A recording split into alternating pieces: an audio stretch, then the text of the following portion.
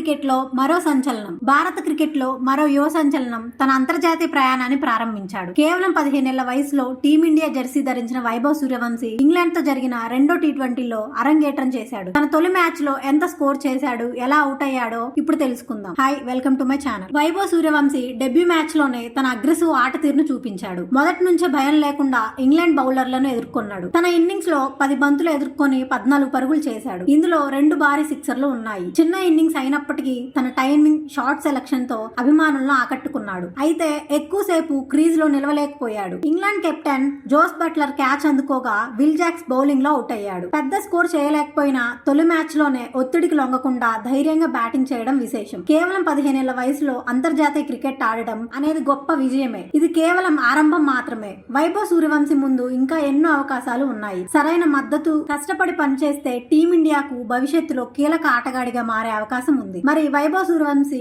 భవిష్యత్తులో టీమిండియాకు super star అవుతాడని మీరు భావిస్తున్నారా? మీ అభిప్రాయాన్ని కామెంట్స్ లో తెలియజేయండి. వీడియో నచ్చితే లైక్ చేయండి, షేర్ చేయండి. మన క్రికెట్ తెలుగు ఛానల్ ని సబ్స్క్రైబ్ చేయడం మర్చిపోండి.